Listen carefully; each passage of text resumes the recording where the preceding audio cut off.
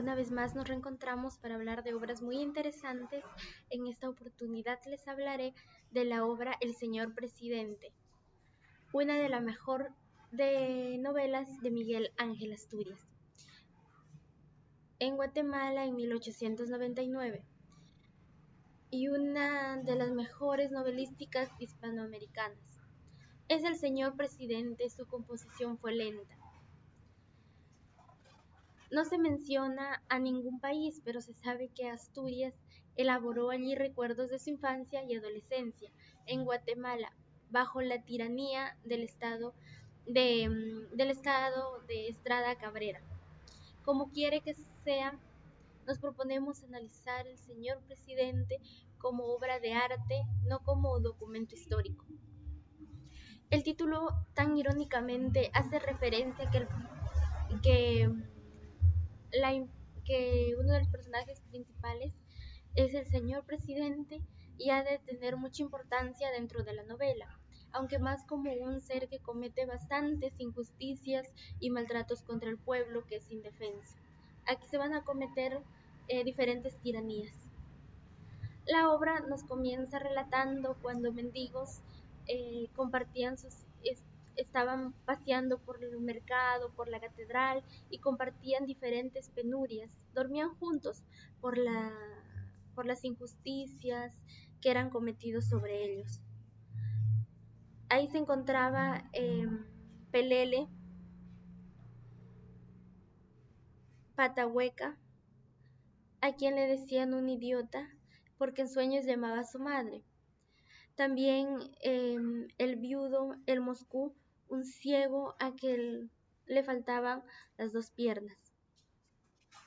Un día el Pelele subió hacia el portal del Señor herido, tenía una herida en la frente, cayó medio muerto de noche y no podía dormir. Luego escuchó una risa que le hablaba a él, y acercándose al idiota le dio un puntapié, y entonces en broma le gritó, y entonces empezó una pelea con él y resultó en una tragedia, ya que hubo muerte. Y en esa misma noche también ocurrió una tragedia, la muerte de José Parrales, un coronel que era uno de los favoritos del señor presidente. Luego nos va comentando que al enterarse el señor presidente hace investigaciones de quién era el que había asesinado a su favorito, que era un amigo para él. Va haciendo las investigaciones y la mayoría apunta de que el que había asesinado era al quien le decían idiota. Pero él dice que no lo había asesinado, pero todos lo acusan a él, así que a los mendigos le llevan para que sean torturados. Al Moscú le colgaron de los dedos, pero él seguía diciendo que el que había matado al coronel era el Pelele, pero el Pelele decía que él no había sido. Así que al Moscú le asesinaron y después el Pelele decidió huir, aterrorizado por lo que estaba aconteciendo. Cuando el Pelele huyó, cayó por una montaña, una basura, y ahí se quedó dormido. El Pelele seguía soñando de todo lo que no había podido tener en la vida. Luego el Pelele le encontró un leñador que estaba por ahí y le sacó del barranco, a quien él agradeció. Luego un general vino a comentarle al señor presidente que uno de los hombres a que habían capturado, que era uno de los mendigos, no había soportado los 200 palos, y le preguntaron ¿pero por qué? Y él dijo porque murió. Después de eso, uno de los favoritos, que era Miguel Cara de Ángel, entró a la oficina del señor presidente y le dijo para qué le había llamado. Él le dijo que se había enterado que las autoridades pensaban capturar al señor Canales, Eusebio Canales, pero a él no le convenía, así que le dijo que le ayude a huir. Cuando él se fue a la casa del señor Canales, pues salió a recibirle una señorita, y ella le preguntó quién era. Ella le dijo que era la hija del señor Canales y le preguntó por su padre. Y fue así como Cara de Ángel le ayudó a escapar al señor Canales. Luego se rumoreaba en el pueblo de que el señor Canales iba a ser capturado y su hija iba a ser secuestrada. Cuando escapó el señor Canales fue nuevamente a su casa a sacar ropa y entró muy nervioso, a cual su hija Camila se asustó por lo que estaba sucediendo. Su padre le dijo a Camila que por un tiempo se iba a quedar con Juan. Después de eso se ocurrió el rapto a la señorita Camila. Ella pedía auxilio pero nadie la defendía y luego Cara de Ángel con más hombres llevaron a la señorita Camila. Después de eso, Camila seguía llorando, pero poco a poco dejó de hacerlo y dijo que la angustia era más por su papá porque no sabía cómo se encontraba. A lo cual Miguel Cara de Ángel le ofreció traerle noticias de su padre. Estaban las 6 de la mañana cuando la esposa del coronel Genaro estaba tocando la puerta del señor Canales, pero nadie respondía. Ella pensaba que iba a salir Camila. Después de eso, un oficial llegó y apresaron a la esposa del general Genaro y también a la niña Fedina, a la cual las separaron y las llevaron.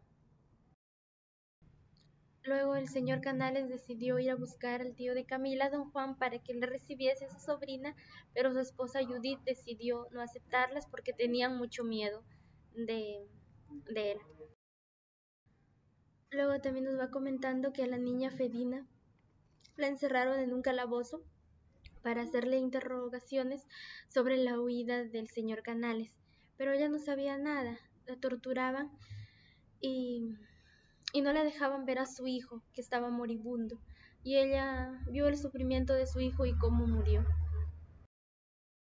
Después de la muerte de su hijo de Fedina, a ella le enviaron a un prostíbulo que era llamado el Dulce Encanto. Ella estaba muy triste por la pérdida de su hijo, que ella le llevaba en brazos y lo tenía escondido, hasta que lo descubrieron. En el prostíbulo El Dulce Encanto, donde fue a parar la pobre niña Fedina, ahí se iban diferentes políticos que eran generales, se iban a hablar de la política, diferentes chismes. Luego nos va comentando la obra que Cara de Ángel tiene una pesadilla donde ve padecer mucho a Camila.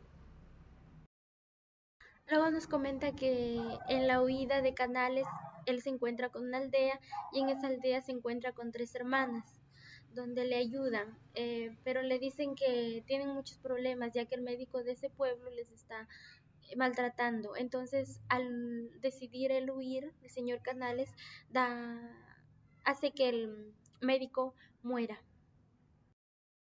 Luego también nos vamos enterando que Camila está gravemente enferma y Cara de Ángel decide casarse con ella porque se había enamorado.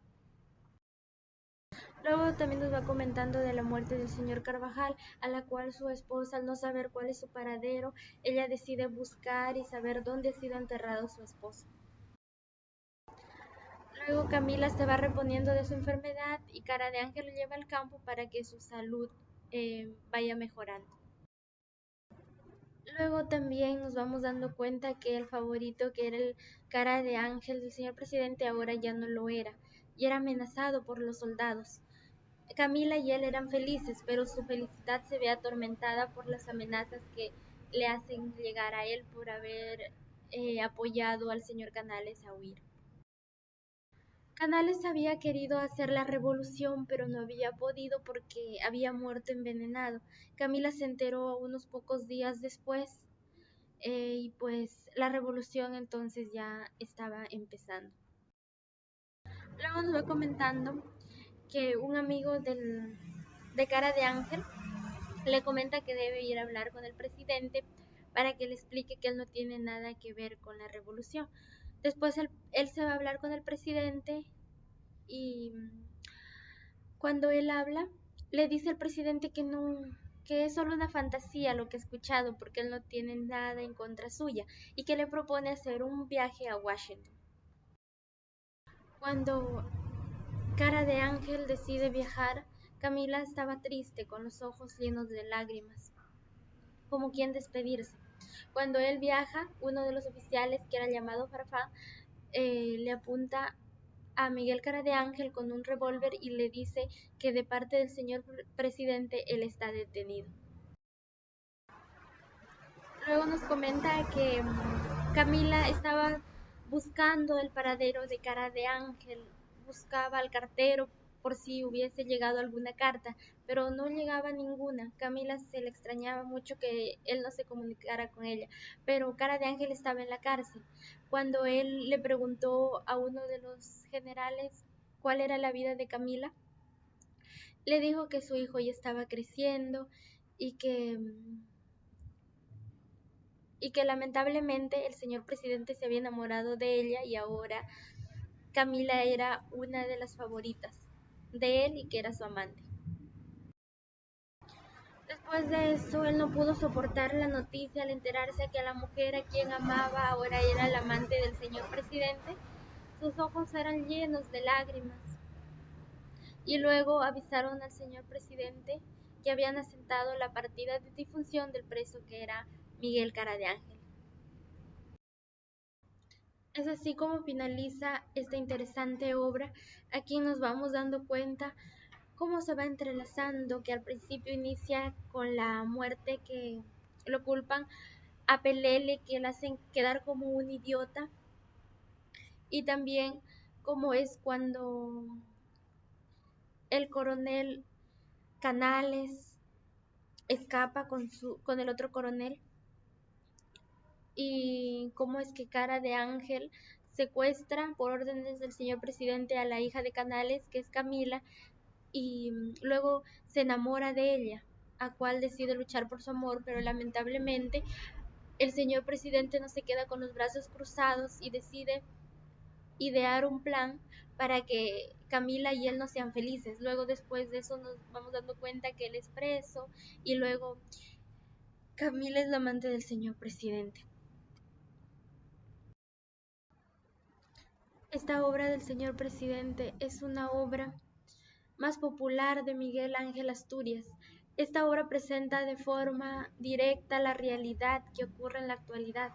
Todos los hechos se realizan en un reinado poco democrático y terrorista, donde siempre gana el que tiene más poder y tiene un mejor cargo, donde hay muchas injusticias y sufren eh, mucha discriminación y deciden culpar a los que son inocentes. Y pues también al leer la obra nos vamos dando cuenta que se percibe el claro sentido de denuncia contra la crueldad de los gobiernos autoritarios. Asistimos a una novela que protesta, que protesta elaborando a través de la fantasía y del lenguaje. Esta es una obra muy importante de Miguel Asturias, que nos comenta la realidad que muchas veces sufre nuestro país. La obra también nos va comentando que esto todo se debe a la dictadura que cometía Estrada Cabrera, que era uno de los dictadores que imponía poder y que debía hacerse de acuerdo a su voluntad, porque si no se iban a cometer diferentes torturas contra los que no obedecían su orden. Muy bien, eso es todo lo que he podido comentar sobre esta interesante obra. Muchas gracias.